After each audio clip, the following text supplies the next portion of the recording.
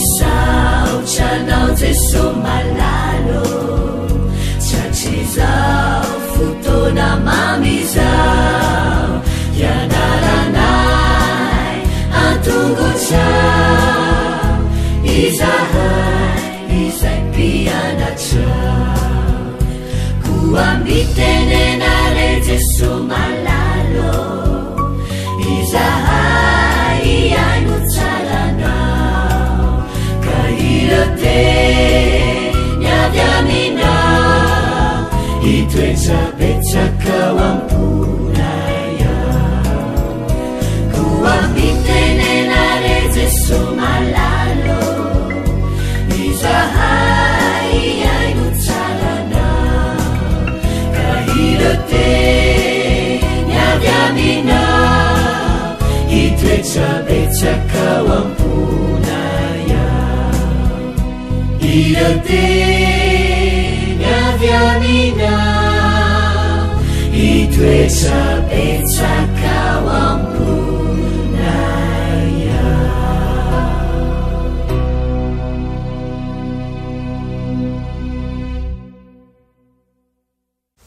Fahalomerabantsika tsirairay avindray tonga eto amin'ny fandraisana ny lesona ho an'ny tanora zokiny isika amin'ity alahady ity fifaliana ao anahiny koa ny mandray anao isa-tokantrano izay manaraka an'izao fandaran'izao.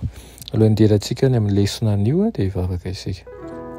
Ry Tompoandriamanitra ho velom-pisaoranao izay izay fa nomenao an'izao fotoana izao fa anay mandika ny teninao, misaotra anao koa izay manome anay herinandro vaovao ahafahanay mamposaka ihany koa ny fahasoavanao manodidina anay, tiana ihany koa ny fiainanay mihitsy mba ho fitorian'ny filazantsara velona ho an'ny hafa.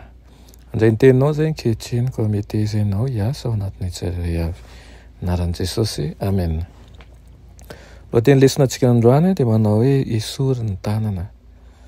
Ny fanoharana momba ny vary sy ny tsiparifary dia natao mba hanakanana ny faniriam-pianatra anitsy ankeriny ny olona izay nivadika, mba handraran'ny fiangonana ihany koa tsy hampiasa herisetra ampivady-pinoana. Nanomboka tamin'ny fanoharana maro nataon'i Jesosy tamin'ny filazana hoe ny fanjakan'ny lanitra ozy izy dia tahaka an'izao zao toy ny hoe maniry mafy hampitsa zavatra hafahafa ampiaino azy izy. Nitady an'izay fomba azo atao izy mba hanomezana azy ireo na dia kely aza ny foto-kevitra revolutionnera avy any ambony. Tao amin'ny fanoharana momba ny vary sy ny tsiparifary izay hita ao amin'ny Matthieu 7:20 dia nanao sary anankiray ny momba ny fanjakan'ny lanitra Jesosy tamin'ny fampifanoherana ny fomba fiasan'Andriamanitra sy ny fomba fiasan'ny olona. Ny tompon'ny tany dia mampiseho ny fomba fiasan'Andriamanitra, ny fomba fisainantsika no asehoan'ireo mpanompo izay very hevitra ny amin'ny antony tsy hamalian'ny tompo-tany ankeriny ny krizy amin'ny hery avy hatrany. Tsy tokony esorina aingana sy potehana avy eo izy ny ahidratsy any an-tsaha. Nanolo tena ny hanongotra ny tsiparifary avy hatrany mihitsy izy ireo nefa hitan'ilay tompo-tany fa hisy fahasimbahana tsy ilaina ho an'ny vary mazara atao aloha loatra sy amin'ny tanana diso izany. Safotifoty tamin'ny lafiny roa ireo mpanompo, ny fotoana mety sy ny mpiasa mety. Ny tompo-tany dia niahy sy nanam-paharetana tamin'ny vokatra azony ary nianjy ny famafiasa amin'ny voa alohan'ny fotoam-piantsenjana.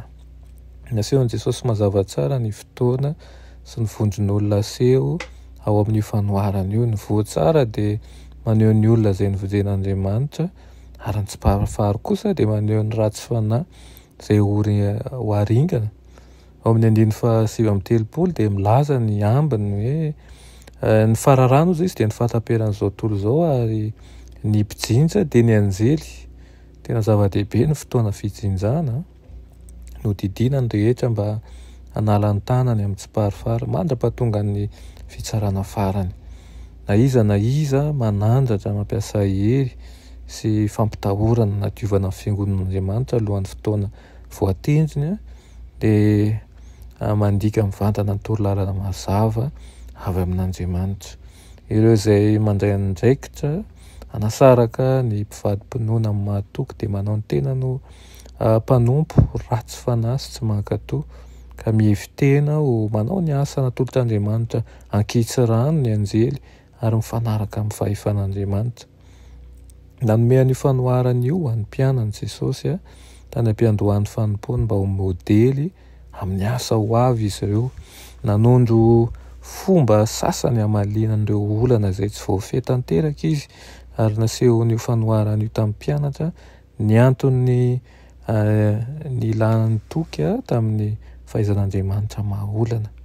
Jesosy dia nampianatra azy ireo hifehy-tena ary hamela ny fitsarana ho fehezin'Andriamanitra rery ihany. Raha mahatsiaro sy nanahirana anao ny nandray an'io fanoharana anankiray io dia ho nanampy tamin'ny famonjena ny fiangonana mitodina amin'ny kristiana tsy ho nidina tao anatin'ireo taonjato maharikoriko nanjakan'ny fitondrana jadona ara-pivavahana izany. Nefa ity fanoharana ity dia miresaka mivantana mpino amin'izao fotoana iainantsika izao manasa antsika metraka ny fitokiantsika sy ny fahatokiantsika tanteraka amin'ny fahafahan'Andriamanitra izay izy rery ihany no mpitsara marina. Aoka ny ahorintsika manjakariva amin'ny fahatokiantsika an'Andriamanitra ny zava-drehetra misy ao amin'ny fiangonana. Ivavakisika Raha ny malala tsara indrindra mbola misaotra anao ny amin'izany teninao izany. Misaotra Tompo izay mampianatra anay ihany koa ny tokony hananay faharetana sy tokianay feno eo aminao. Izay tokoa tsy tokony handray ny toerana misy anao. Ianao no mpitsara marina, ny any tokony ataonay dia manaraka ny sitraponao. Koa dia ankehirezo izahay ary voleo fanoloran-tena mandrakariva. Anaran'i Jesosy, amen.